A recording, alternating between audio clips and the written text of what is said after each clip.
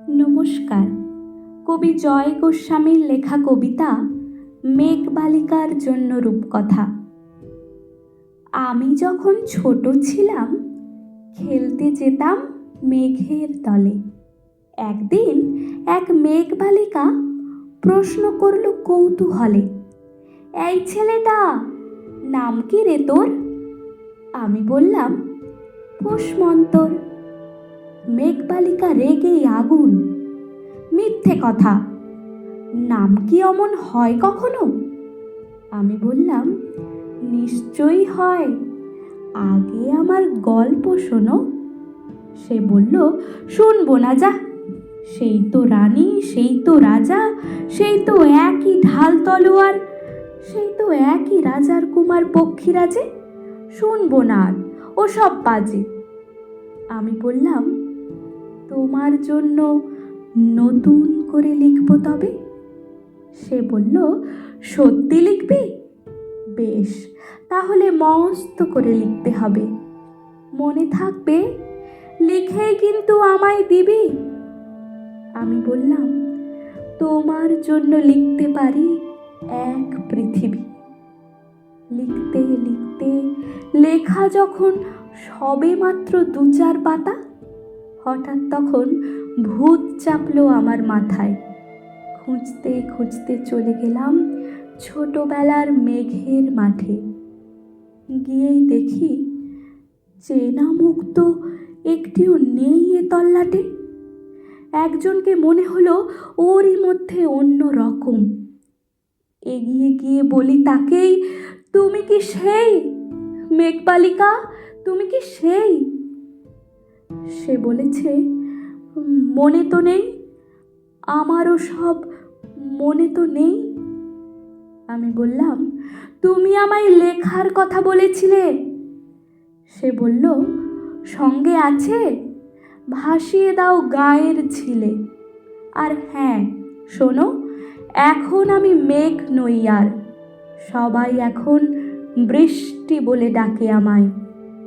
বলেই হঠাৎ এক পশলায় চুল থেকে নখ আমায় পুরো ভিজিয়ে দিয়ে অন্য অন্য বৃষ্টি বাদল সঙ্গে নিয়ে মিলিয়ে গেল খরস্রোতায়, মিলিয়ে গেল দূরে কোথায়, দূরে দূরে।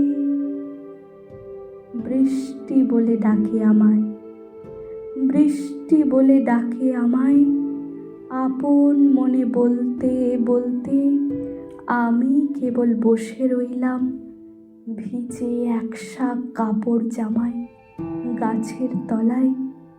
বসে রইলাম বৃষ্টি নাকি মেঘের জন্য। এমন সময় অন্য একটি বৃষ্টি আমায় চিনতে পেরে বলল, তাতে মন খারাপের কি হয়েছে, যাও, ফিরে যাও, লেখো আবার। এখন পুরো বর্ষা চলছে, তাই আমরা সবাই এখন নানান দেশে ভীষণ ব্যস্ত। তুমিও যাও, মন দাওগে তোমার কাজে। বর্ষা থেকে ফিরে আমরা নিজেই যাব তোমার কাছে। এক পৃথিবী লিখবো আমি, এক পৃথিবী লিখবো বলে ঘর ছেড়ে সেই বেরিয়ে গেলাম, ঘর ছেড়ে সেই ঘর বাঁধলাম গহন বনে। সঙ্গী শুধু কাগজ কলম, একাই থাকবো, একাই দুটো ফুটিয়ে খাবো। 2-1 মুঠো ধুলো বালি যখন যারা আসবে মনে, তাদের লিখবো, লিখেই যাব।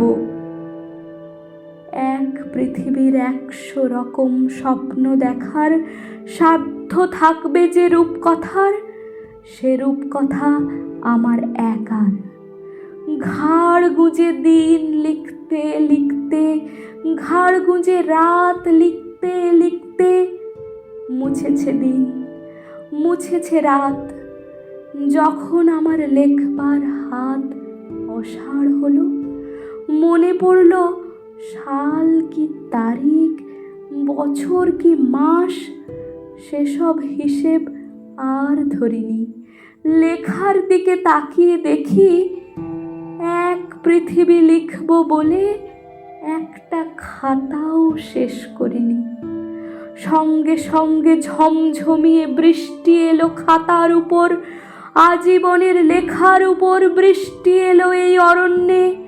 বাইরে তখন গাছের নিচে নাচছে ময়ূর আনন্দিত, এ গাছ ও গাছ উড়ছে পাখি, বলছে পাখি এই অরণ্যে কবির জন্যে আমরা থাকি। বলছে ওরা কবির জন্য আমরা কোথাও, আমরা কোথাও, আমরা কোথাও হার মানিনি।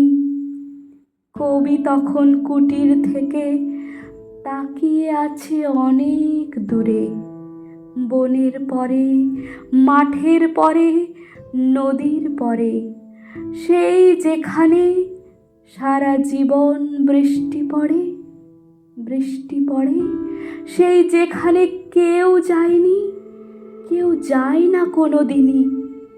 আজ সে কবি দেখতে পাচ্ছে সেই দেশে সেই ঝর্ণা তলায় এদিক ওদিক ছুটে বেড়ায় সোনায় মোড়া মেঘ হরিণী, কিশোর বেলার সেই হরিণী। নমস্কার।